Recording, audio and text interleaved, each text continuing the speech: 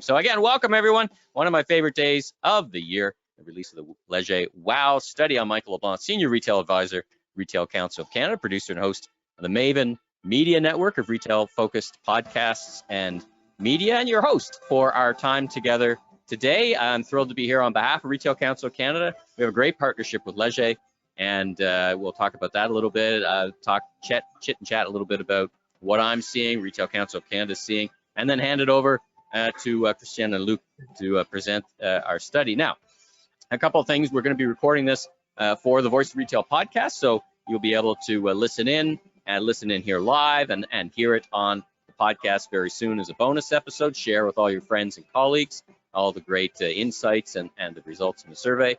And secondly, questions. So we're going to leave time at the end for questions. Lots of them. We got lots of time for questions. I'll be kind of popping in and out as we see some of the results. But to ask questions, you've all been on different platforms before. You can see there's an ask question.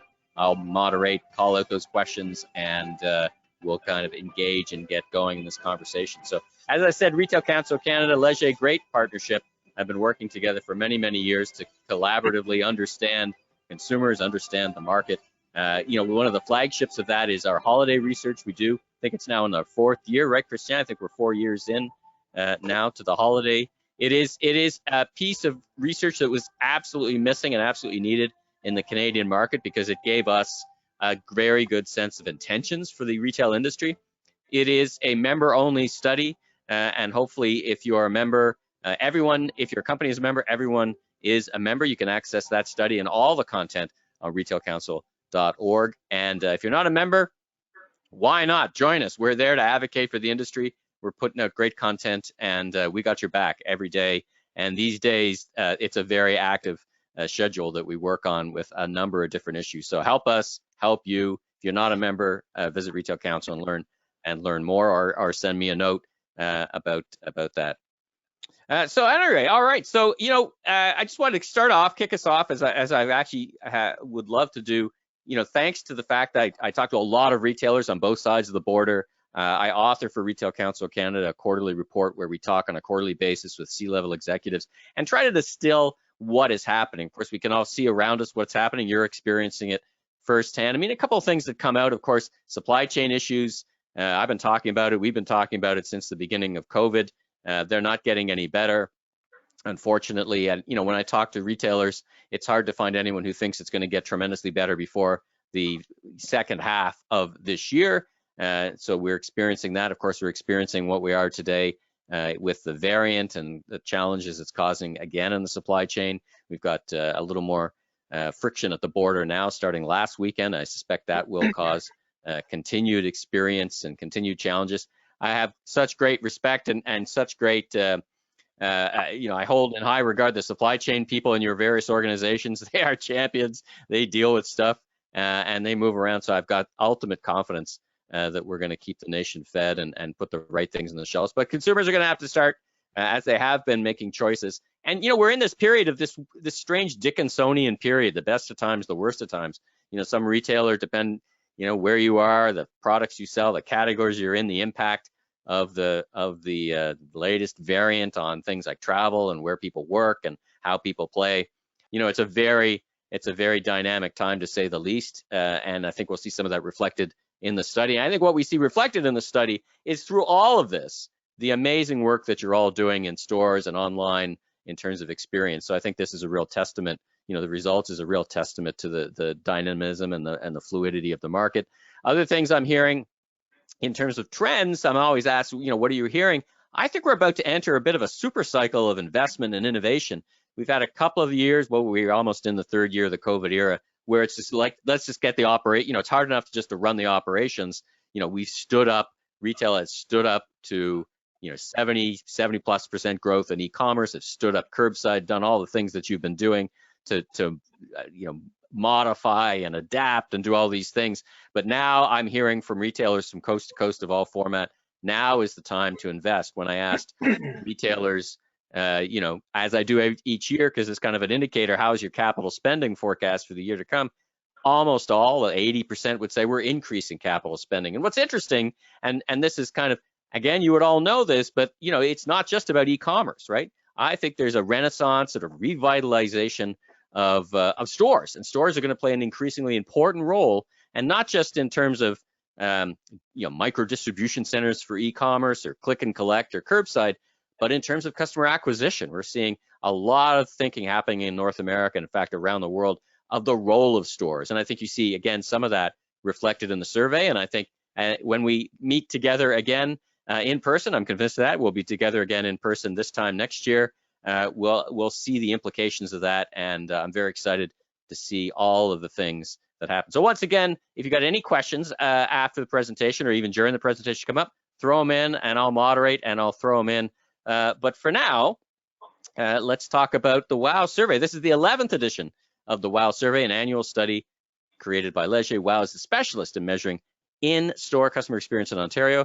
Online as well, it identifies strengths and weaknesses of each retailer, the major irritants encountered by its consumers, and so much more. This year's edition includes a special feature on the drivers of a sense of belonging. Interesting, we'll hear more about that. The in-store experience, the dimension that has the greatest impact on recommending a retailer. Now, this study is available for purchase. You get a lot more information, so we invite all of you to contact Leger for any questions about purchasing the full length of the survey. You'll all get an email after this with relevant information, recording of this presentation. Again, it will be a bonus episode on the Voice of Retail. So once again, without further ado, let's kick it off. We have Christian Bork, Executive Vice President of Leger, and Luc Dumont, Vice President of Leger. Welcome, gentlemen. So great to see you both. Great to be here. Good to see you too. Fantastic, fantastic. And listen, as I said, without further ado, let me hand it over to you, Luc, and kick us off. Thank you so much, Michael. Really good to be here with both of you today to reveal the results of the 11th WOW study of the best retailers in Ontario. We revealed the best retailers in Quebec this morning at 9 a.m. And we're also going to talk about the best in class in terms of the WOW digital experience across Canada. So the WOW study is made up of multiple components. The first of which is the one that we're going to be talking about today, the WOW in-store experience. We also will be talking about the WOW digital, but there are another two components to the study that are important to note. One of which is the WOW contact, which measures the consumer's experience with your after sales or customer support, customer service initiatives in multiple ways. So phone support, email, online chat, social media, all of those things that help the consumer once they've made a purchase or once they've had an interaction with you. We also have our CX division, which is part of the ecosystem of the WOW study. And they provide operational and strategic consulting services that basically help you take the insights and operationalize them and make them, turn them into concrete actions that can help your organization design sort of the best experience for for your needs. They also provide consulting services and consulting around deployment of voice of the customer programs that help you measure continuously the experience, so that you can see if once you've got the insights, once you've operationalized them, are the initiatives having the desired impact on the different measures. So let's go to the methodology of the WOW, because it's a huge study. We interview over 13,000 Ontarians aged 15 years or older. 153 retailers are evaluated, so that means each retailer is assessed by about 300, plus or minus 300 respondents who have visited the retailer store recently. Now, recently might mean in the past month, in the past 6 months, in the past year, depending on the category, and of course the typical sort of frequency for your category. This year, as in other years, the data collection took place from October 6th to November 24th.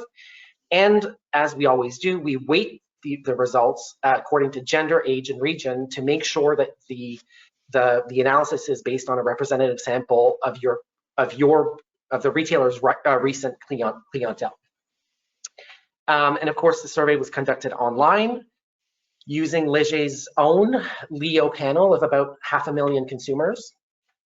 So let's move on to the model. So the model is something that has remained the same for the last 11 years. And we measure things that relate to the product. So what you offer the consumer, the different types of products, how much variety you have, whether they make new discoveries, that's sort of the product chunk of that.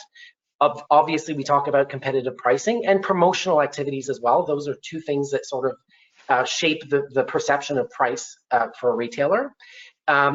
Very important section is the service aspect, where we talk about staff courtesy, competency, attentiveness, efficiency at checkout, and the importance that's given to the customers.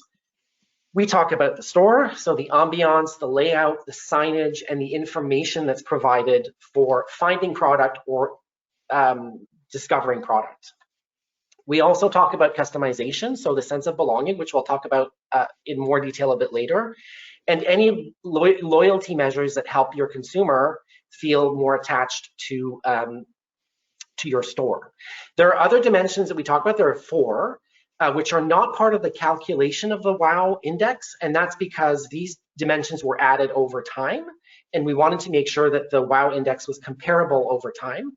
So these 4 are not included in the calculation, but they're included obviously in the measures and in the way that we interpret the data, and that's proximity to the store, customer recognition, whether your employees recognize and know their clients, the store's curb appeal, and the integration of contact points, omni-channel stuff that we talk about as well.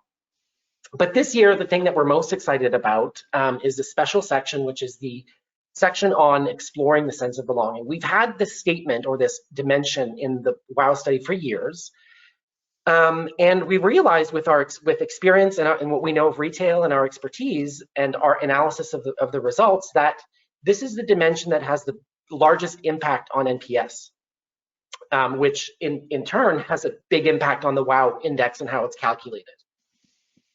So, you know, the sense of belonging that the store is made for me, that it's made for people like me, is not only something that has an impact on NPS, but it has an impact on other measures as well. So people who feel that the store is, again, made for people like me, tend to view other things about the store and about the experience through, you know, rose-tinted glasses. So there's a bit of a halo effect that happens, which further explains why this was so important to explore in more detail. So, you know, just to lay the foundation for how we got to this point, of course, we all know user experience is something we've been measuring for years, which is really the interaction between your client and the product or service that you offer in a very sort of functional way. We also measure customer experience in this context. So that's the relationship that the consumer has with your employees, so the customer-employee relationship. But we felt, given what I've said up till now, that the emotional connection was something that was even more important and becoming more important as years go by. So, you know, we wanted to take this a step further and really focus on the fact that, yes, consumers are human beings, right?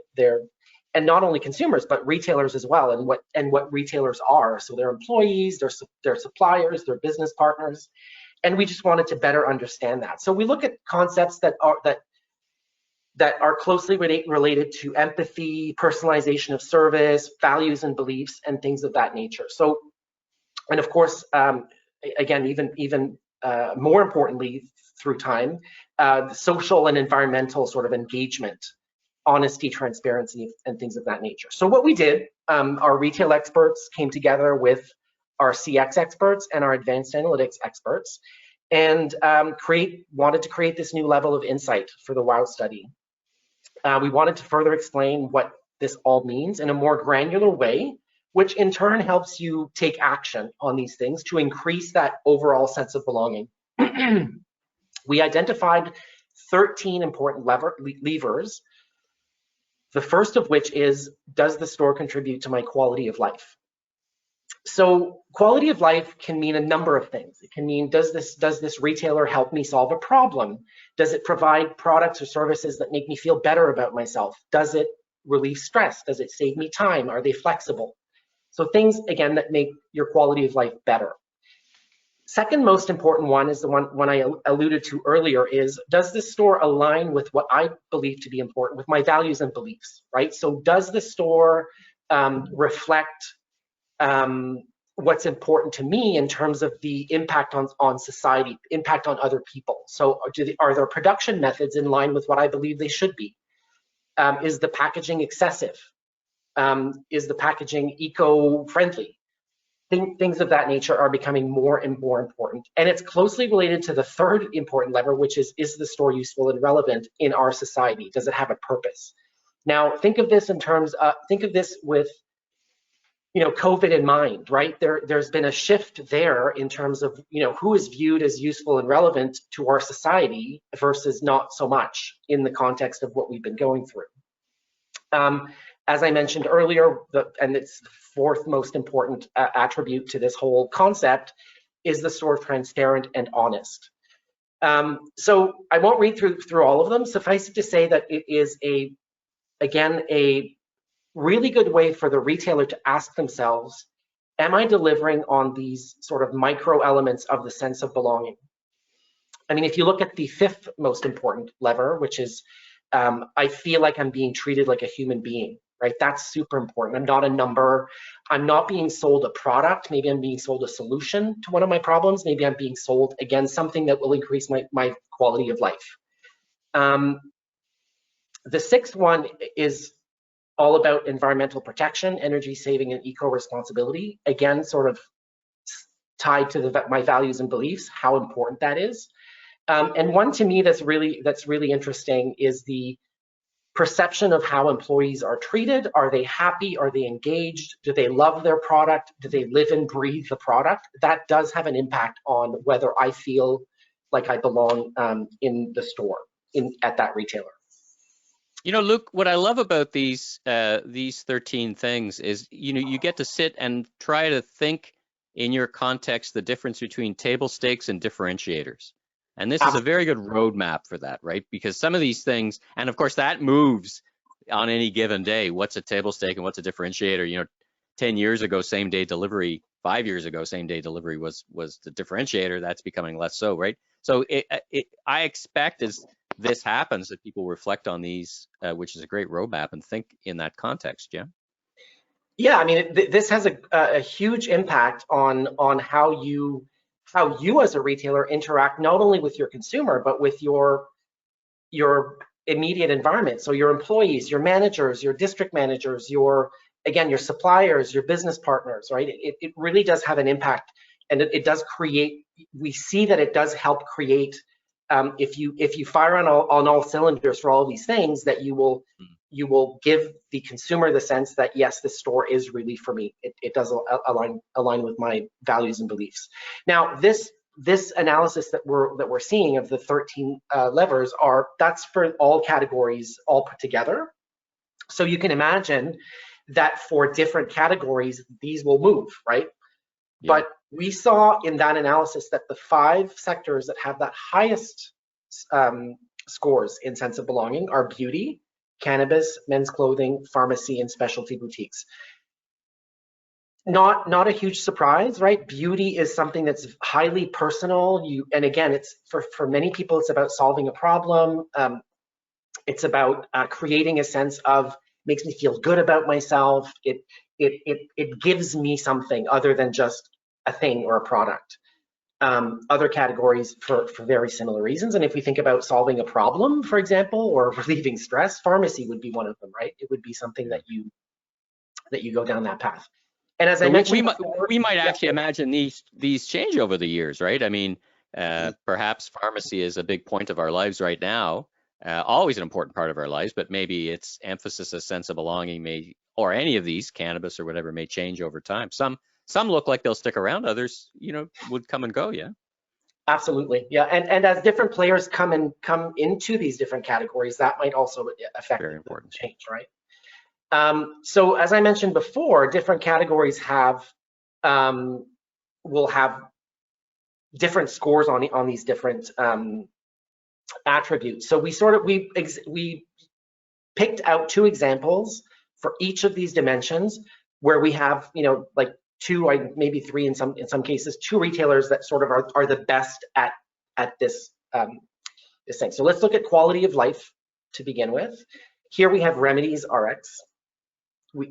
Pretty self-explanatory, and Sage, which is really interesting because, again, that's more about the product is something that you experience rather than use, and that's the distinction there. If we look at everything about the store lines with my values and beliefs, we have Lush and we have Yves Rocher. So they are very vocal and very transparent and honest about how they make their products, where they get them from.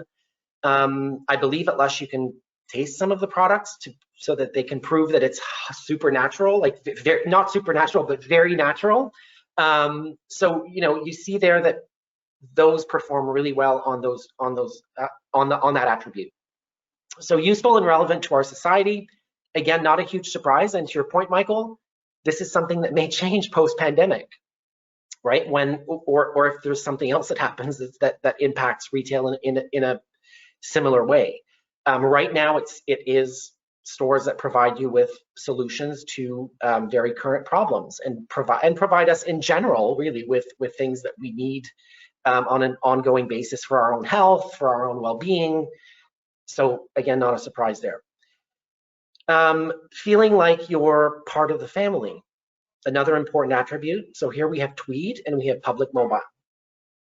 In terms of the store's history, right? So knowing about where the store comes from, how it was founded, where it was founded, how they've changed over time.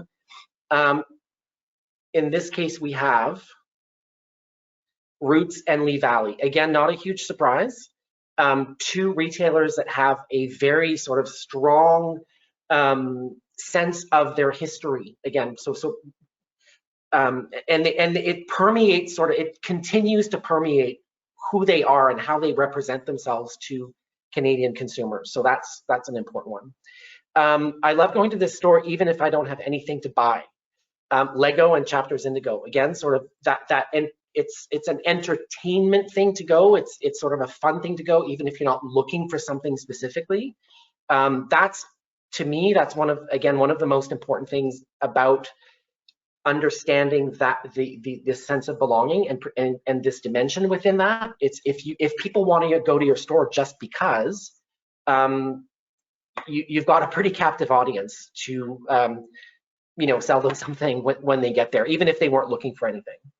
Personalization of services, again, not a surprise. We have MAC and we have Nespresso, two retailers that go above and beyond in making people feel like what they provide, when they provide it, is just for the person standing in front of them. Luke, what's I find interesting, a lot of interesting things on this chart, but both Tweed and Public Mobile are very new retailers, right? They're very, both the category, of course, is new in cannabis, yet still factor into your rankings, right? So I think it's not about how long you've been doing it, it's about what you're doing. And, to create in 18 months or 24 months the feeling that you're part of a family, it's a really interesting case study, or really interesting use case on, what you can do and it doesn't mean you got to wait for 5 years. You can actually mobilize and do some things. Fascinating. Yeah, and in my opinion, it's one of the things that is most easily lost if you don't measure and look at this year over year. You really have to keep your eye on the ball for these types of things, because they can easily sort of slip by the wayside, and then someone else comes in and steals your thunder. Yep. So Kristen, go ahead with the winners. Great. Yeah, thank you, Luke. I think that this thing about sense of belonging is something we've looked at over time, and we believe that now, as we're sort of slowly creeping out of this pandemic, will become extremely important. There's a lot of talk about brand storytelling and telling people who you are, why you exist. And in this era where you can buy anything, anytime, at any price, at any store, why would they come to you? They give them a reason. It's sort of this dimension where, would people wear my T-shirt? Give them a reason. So I think this element of sense of belonging and of human experience will become extremely important. moving forward, and specifically important for Gen Y and Gen Z as well, which I think should be a sort of a major focus moving forward. But now let's move into our winners. I actually have a question from the audience. So thank you. Our first question from the audience. The first actually two questions from the audience was the music was really too loud at the beginning. Sorry about that. So apologies for that. But a question from the audience, and thank you again. So I'll just throw it in now because it's right about just what we were looking at. It's interesting that the men's clothing was in that category if you page back one, but women's was not. Any thoughts on that? Generally when I think of men's clothing, maybe I think of less engagement than more engagement, but what do you guys have to say about it? My initial thought when I saw it there is it shows how men are changing as shoppers. I would have said 10, 15 years ago, men had a probably very functional relationship with clothing. Sort of in the hunter-gatherer, men were hunters when it came to clothing. In and out of the store as quickly as possible. Do these fit? Yes. Out. I'm buying them. I think today, though, that relationship is changing. I think if you see the explosion in men's beauty and skincare products right now, it is amazing, far surpassing what's happening on the women's side. And I believe it is something that is definitely changing in terms of how men behave towards how they feel and how they look. So I was kind of happy to see it there because it means that you cannot address guys today like you would 10, 15 years ago. To your point, Michael, this is and will be ever changing moving forward too. Thank you for that. If we move into our winners, now the people that we will feature now, or the stores that we will feature now, are those who got a score of 90 or more out of 100. Basically, in university, that gets you an A+. So out of the 150 odd retailers that we measure in Ontario, we'll see the ones that actually make it up there. It's not a top 10. It's basically if you get an A+, you're in the list of winners that we see now. So let's start with our number 9. Actually, there's only 9 of them this year. Lego. Of course, Lego has to feature in sort of the in-store experience, experiencing the product, seeing the product, feeling that you are actually having sort of a playful experience with the store as much as you are with the product later. So Lego in the top 10, in terms, not in the top 10, but in the top retailers in Ontario. Not their first time in that sort of short list of winners as well. In 8th place, Ren's Pets. We haven't mentioned it so far, but when we look at this element of sense of belonging, pet stores are actually not that far behind. I mean, this is we're going in there to take care of the health of our pets.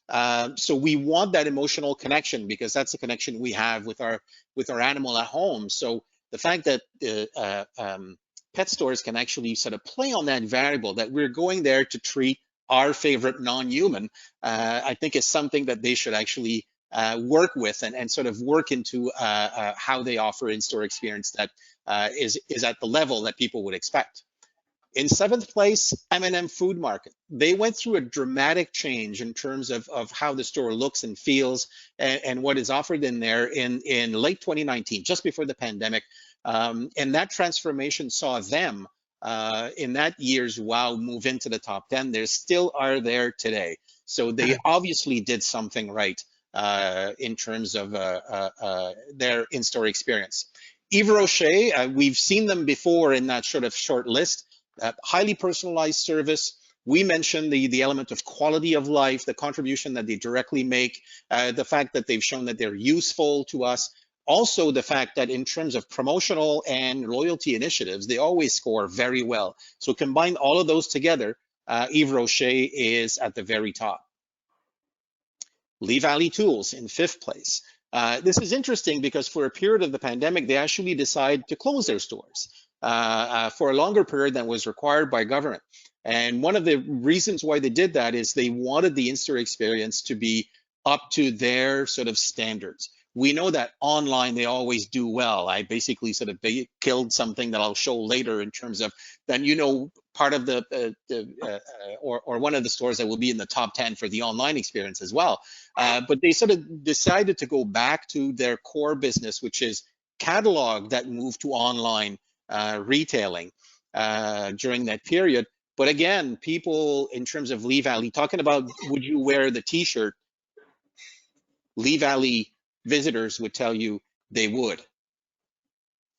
Nespresso is in 4th place. Again, very sort of wanting to be experiential. The store looks good, tastes good, highly personalized service. They'll toss in the nice little chocolate. They'll offer you a coffee while you wait. So they're basically are giving you that reason to stop by, even though their core business is selling coffee online. They wanted their stores to represent what their brand stands for. Talk about this element of telling a story about why you exist. Purdy's actually in 3rd place. Again, sort of a, I'm in here to treat myself. I deserve it. The sort of indulge mentality at Purdy's is something that at least visitors to the store are saying you delivered on that promise. And so good on them for being able to deliver that experience in store as well.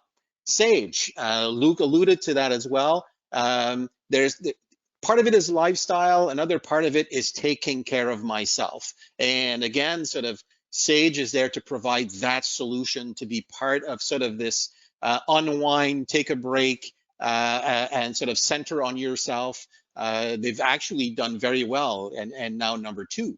And our winner, even though this is not about declaring one winner, there's no prize except for a endless round of high fives in the office and in the store after this, but Lush is actually number 1 for different reasons. I believe in terms of and we talked about this, multi-channel experience at Lush has been great throughout the pandemic. They are now delivering online to the level that they're delivering in store. And people, once the safety measures were sort of pushed aside and we could go back into the store, those people that used to love going at Lush just wanted to go back. They wanted that treat again, sort of that pause in a busy day, that sort of retailtainment component that Lush has always offered. And good on them for being number 1 in these turbulent times, to say the least. So yeah. Congratulations to all the winners. As you say, it's a fantastic number 1 Lush, but anyone on this page, congratulations. I do have a question from the audience, Sure. And it's actually about, I'll throw it in now, and maybe Luke, it's more for you. It's a little bit about the process, because, and I've had this question of the survey. So you've outlined the metrics, but I guess we want to make sure that people understand that each store is ranked individually as opposed to compared to each other. So talk a little bit, it's not like people are sent a survey that says, can you think of a great store? So a little bit about the process of how people rank these, if you would. It's really, I mean, one thing that's really important to mention above and beyond that is that this study doesn't measure at all. It's not a study about foot traffic, popularity, sales volume. It's really just a recent visitor to your store evaluates their experience at that store. As you said, if they evaluate multiple stores, in some cases maybe 2 or 3, they will not be comparing them. They're really talking about that singular experience in the store at that time. Right. Christian, and how do you find those people? But so how do your people who respond participate in the survey from the other side? How do they become in the survey? When they get into the survey, we basically ask, where have you shopped recently? And we have the business sectors that we look at, and then there's the competitors. So if I say, okay, well, over the weekend I went to Metro for my groceries. Last week I went to Lush. So you'll basically click on the retailers you visited recently, and then we randomly select 5 of those stores that you have included in the ones that you visited recently to say, okay, now let's go back to your visit to Lush. How did you find? And then we go through the 20 dimensions that are measured in the WOW. So it's really recent shoppers evaluating their store experience, not in a comparative fashion, as Luke has mentioned. And it's certainly not a popularity contest. If not, Canadian Tire would be first. This is really about sort of focusing on that recent visit and how you evaluated how that retailer performed on those 20 metrics. Perfect. Thank you. And thanks for the question from the audience. Keep them coming.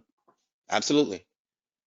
Now we'll look by sector, because of course, to be in sort of that top 9 where you're 90 plus in terms of overall score, we saw that there tends to be a focus on specialty stores because that's what they're about. That's what they need to deliver to be part of the conversation in their business sector. So it would be unfair to say that 7-Eleven competes with Lush in terms of overall customer experience. So the whole purpose of the WOW study is to allow for benchmarking between yourselves and your key sort of competitors, direct competitors in your category this year, and then also looking at their past performance over the past few years. So that's why we go into sort of all of these business sectors. We'll go very quickly. I don't have to time to name all of these, but just to give you sort of an idea of where people are. First is food. Longo's, again, #1 in their sector. They have been now for a few years, and 56 overall. So #1 in terms of grocery and food altogether. But look how close the Fortino's is right behind them in 58th place. Whole Foods is not that far. Farm Boy, and if you look at the top 4, again, this element of experiential marketing. I mean, the stores look good, feel good. They're designed to make you feel hungry in a way, and people are sort of rating them at the top, or I mean, their shoppers are actually given the exceptionally high marks on that. In terms of pharmacy, Remedies RX is first, then you have the Medicine Shop, and Pharmacid, then IDA. Some of the smaller square footage pharmacies tend to outperform larger pharmacies, and we've seen that across the country, but also across time in Ontario as well. Convenience stores, 7-Eleven, in first place. In terms of hardware, home hardware is #1, followed by the others. For alcohol and cannabis, which is a more recent category, of course, the wine shop is actually #1 in the category, and they all rank fairly high. I mean, the top 5 are in the top 35 in terms of overall ranking of consumers. So that in-store experience is very relevant when it comes to alcoholic beverages and cannabis as well. Simon's is #1 in terms of department stores.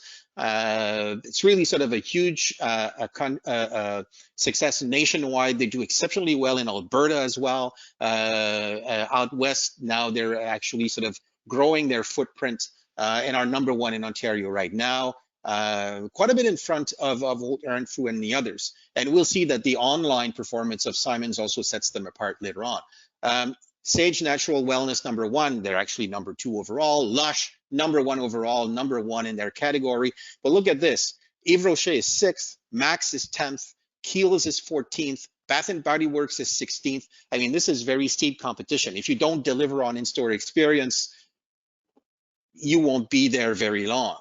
In terms of culture, leisure, Lee Valley Tools is #1. Even though it's a tool shop, it's more of a lifestyle place more than a hardware store. That's why we put them in this category, and just ahead of Lego we saw a minute ago. Kitchen Stuff Plus is #1 in furniture and appliance. In electronics, Samsung actually outperforms Apple Store, which is interesting because it's the opposite in the province of Quebec.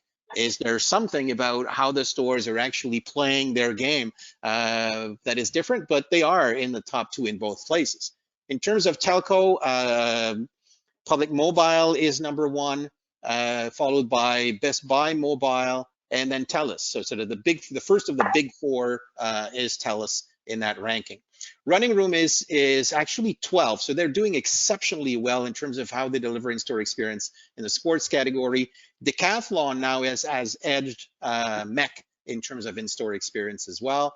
And as you move down, and some people would say, to your point, Luke, as well, if it was a popularity contest, probably Sport Check would be #1.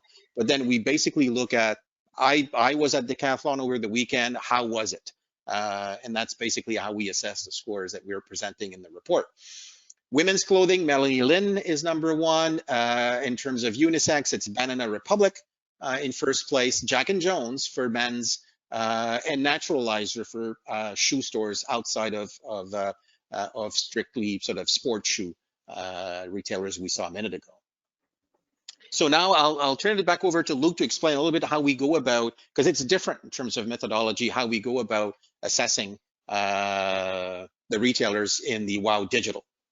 Yeah, so thanks, Christian. Wow Digital is a measure of the experience that your customers had with either your website or your app. In this case, we evaluated 184 different websites or mobile apps via, again, an online survey of about 14,000 Canadians 15 years of age and older. This means that each website or mobile app, in some cases both, because both are available, is evaluated by plus or minus 300 people who have who have used the app or visited the website in the last year.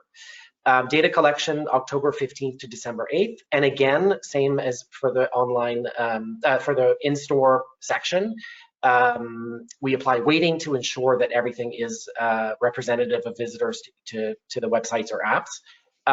Quick note on apps, again, becoming more and more important in terms of not only how they work on their own, but how they work, you know, in relation to the website, in relation to the different products or services that the retailer offers. So something to keep note of. Now, the WOW Digital Index, of course, because it is a completely different beast, is made up of different dimensions, many of which are sort of UX dimensions. So look and feel, look and feel browsing, how to search for stuff, the payment process, payment transparency, and all of that, those things that make up the experience. But we also, we also look at things like, again, new discoveries. Does it help you find stuff? Does it suggest products, in the way that Amazon sort of does? Is the experience customized? If I have to sign in, do I feel like a member of this website or app? So these are the dimensions that are included. There's a couple with asterisks, same thing that I mentioned for the retail portion. These are dimensions that are measured, but not used in the WOW index calculation because they were added at a later time. So we talk about the transaction process. So, how easy is it? How comprehensible is it? Is it transparent?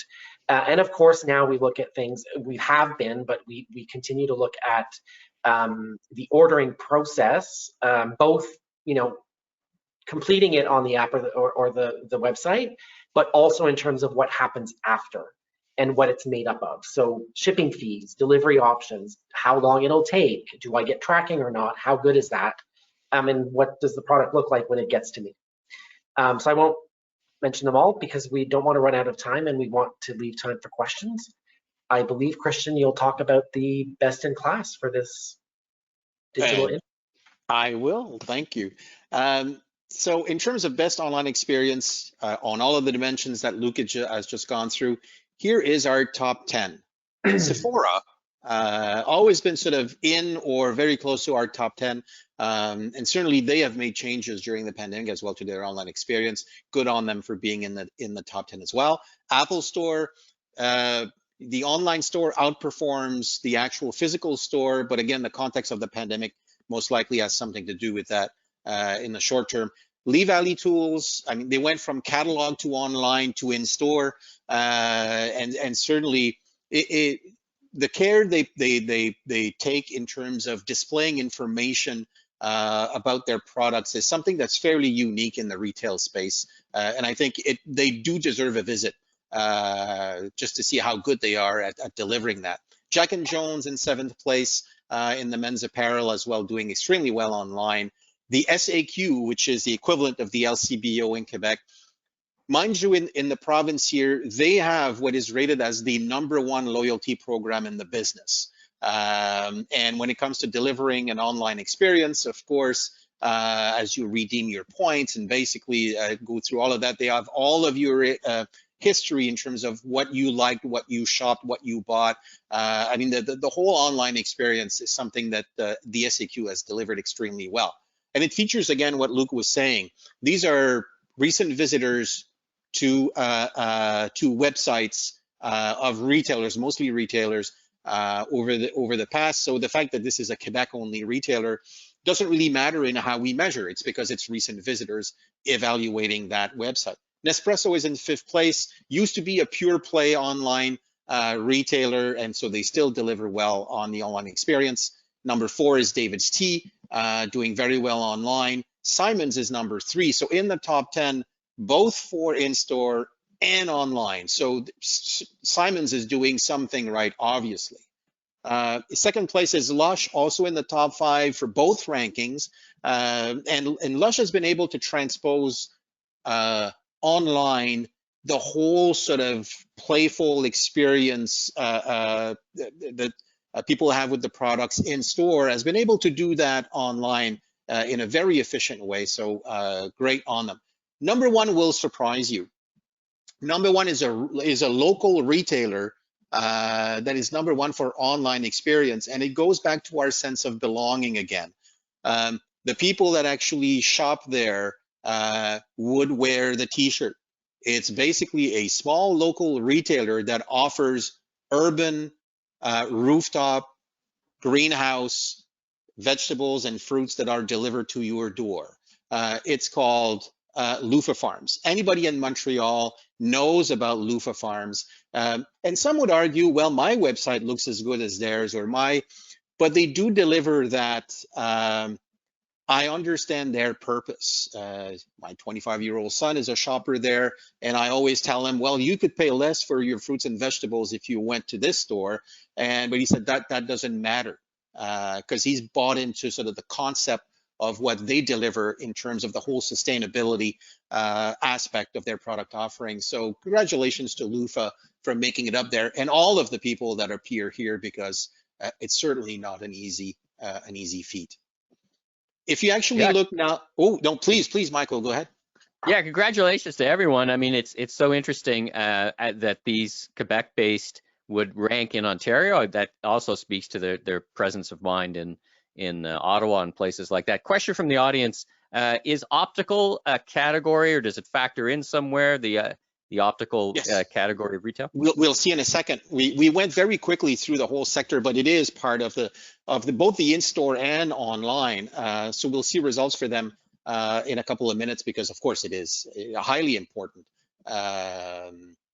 Well, just like at our faces, Michael and I. In terms of food, Loofah is number 1, and you see all of their, and we did for some of the grocers as well, evaluate their online platforms as well as their corporate websites. For example, My Online Groceries by Metro is measured separately from Metro, the corporate website, same as Voila by Sobeys as well, if you look in detail. For pharmacy, you've got the lineup there, starting with well.ca, which does extremely well. For alcohol and cannabis, we saw SAQ a little bit later on. And look at the difference between, for example, SAQ and LCBO. So what is one doing better? How is one outperforming the others? That's where the WOW data becomes interesting as well. Simon's is number 1 for department stores. Lush, we saw a minute ago, very competitive sector. Beauty for online presence as well. Specialty boutiques the same. For pet stores, Mondu, which is a Quebec-based retailer, is number 1. Also a highly ranked loyalty program at Mondu, which partly explains their ranking. Lee Valley as well. And here in terms of the eyewear, clearly is number 1, followed by Bon Look, which are primarily sort of online players, and some of the others that you see here. If we move over to furniture, Bouclair is number 1 for their online presence. Apple Store Electronics, Canac, which is a local Quebec-based hardware store, high sense of belonging to as well. Very much sort of a rural Quebec retailer that people love. In terms of sports, Lululemon, number 12. Always been good in terms of delivering in-store experience, now exceptional in terms of delivering online experience as well, in front of Nike, Under Armour, and then again we see our Decathlon, who was number 1 for in-store experience earlier on. Jack and Jones does well as well. Steve Madden, number 1. Lotto Quebec doing slightly better than OLG in terms of lotteries. We have also meal delivery, which is not sort of a retailer, but that's part of our ranking. For telecommunications, Fizz, which is a sort of smaller Quebec-based player, does better than some of the other people you might know here in the chart. In terms of finance, in terms of retail banking, Tangerine is 1. Desjardins Insurance is #1 in the insurance sector. Real estate is Dupaprio, which is a local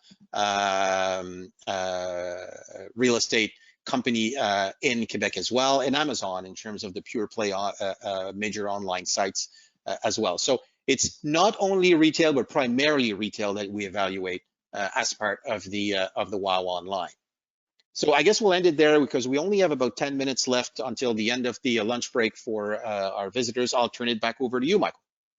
Well, thank you. Great presentation. And it's always so interesting to look at the results and looking at that kind of how people look at things. A little clarification on the optical category in online. Is the optical category in the study in the physical stores? I'm not sure. Yes, it is. Yes, it is. Absolutely. All right, perfect. Question for you. You mentioned a couple of times that I think it was different stores that rank differently in different provinces. There was some swapping of the rankings going back and forth.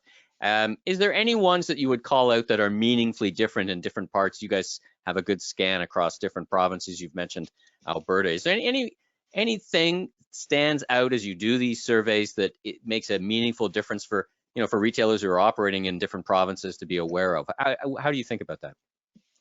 Well, in terms of delivering in-store experience, out of again, it's not a top 10, but let's say the 90 plus, sure. A lot of similarities between stores that ranked well in Quebec versus Ontario. The only difference is that some of the stores evaluated in Quebec that made it into that top 10 only operate in Quebec. But if you look at those who operate in both regions, they tend to perform relatively the same in both jurisdictions.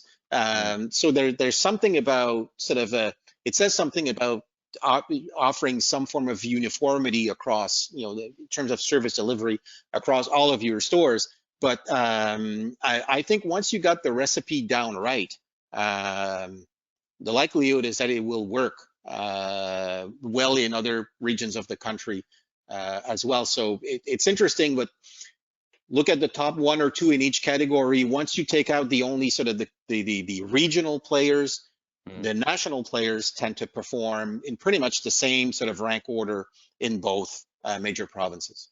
Right on. And a reminder to everyone watching and listening, we got a few minutes left, so pop your questions in and I'll ask them. As you were describing these interprovincial differences, there's a spanner in the works, right? If I think of 2021 with government regulations opening and closing, that's where I was coming from. Like maybe you're in a province where there's restricted entry or the stores were closed. Like 2021, such a bananas year from one perspective, and it'll be interesting to see as we go forward how it all settles out from these distorting elements of experience, right? We know how distorting, if your store is closed or limited, and it feels like, if I was to add a dimension, if I was to be so bold, it's almost like we need to start thinking about things like safety as, unfortunately, as a indicator of confidence, right? Did you see any sense of that as you kind of looked through the data or spoke to participants? Yeah, we actually measured it last year in the WOW in terms of all the safety measures put in place. And largely what we saw is that sort of a fairly sizable correlation between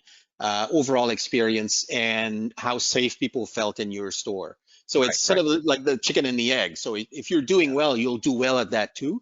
But it also said that even though you had a good in-store experience, you could not under-deliver on the safety measures. But I think to your point, though, something that I think is comforting and probably shows all of the work that's been done by retailers over the past 18 months is that just for online experience, out of the 180 retailers that we measured, only 11 of them did not see an increase in their scores this year. So that means 170 or thereabouts perform better this year compared to last. So they've made changes to how they deliver their service online. They have improved. But the other thing too as well is that consumers have improved in terms of how they interact with the online platforms.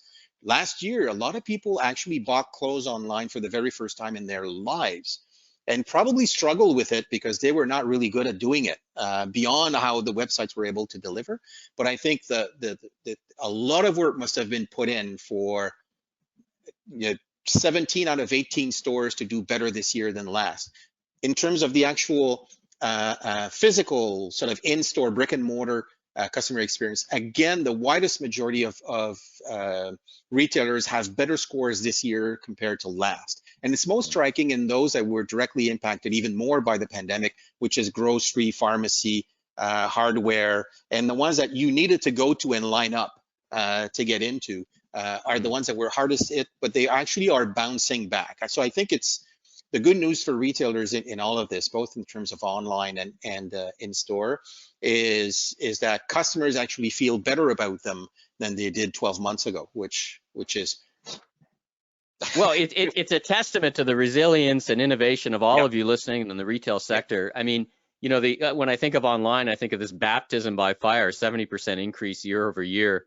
You know, you're gonna have to act quick. And I guess the upside to that, so to speak, is for some it reaches a critical mass where, you know, sometimes I've said volume solves some sins, right? So that increase in demand has led to an increase of resources, sophistication. Certainly went through a lot of orders, and I think you're also seeing customers. I think their standards were always high online, but I think you're now seeing both the retailers, many of whom, you know, were kind of had a toe in the water, even this far in, stepping up because the volume is there, and then, you know, the volume drives a lot of investment in what needs to happen. And I predict, and I've talked to retailers who said, well, we did what we could to get to that volume from a systems and a process and a technology. But now the investment starts because that volume, the waterline has gone up, right? We're not seeing 70% growth year over year, but the waterline has not receded, right? That volume, many would say grocery, furniture, as you say, apparel, that volume seems to have certainly sustained. Well, listen, no more questions from the audience, but thank you for those who asked a question. And of course, both of these fine gentlemen, always available, email or LinkedIn, anyone from Leger. So Christian, Luc, always a pleasure, a treat to be with you and listen to these results. As I said, it's always my favorite day of the year, my favorite virtual day of the year so far, I guess we could say. So thank you both as well. And on behalf of RCC and Leger, thank you for attending this webinar. Again, you'll receive an email very shortly following the webinar with information about both how to purchase the study and how to get in touch with Leger, their thought leadership. It's quite comprehensive. I have to congratulate Leger, both of you. You've done an amazing job of keeping us informed over the past couple of years, always, but over the past couple of years, looking at all kinds of things related to COVID here. I don't know how we would have made it without your insights. So thank you for that. And thank you for your ongoing partnership. And again, for everyone, thanks for joining us. And I look forward to seeing you IRL next year in real life. Let's all hope for that together. But for now, bye-bye, everyone. Bye, everyone. Bye.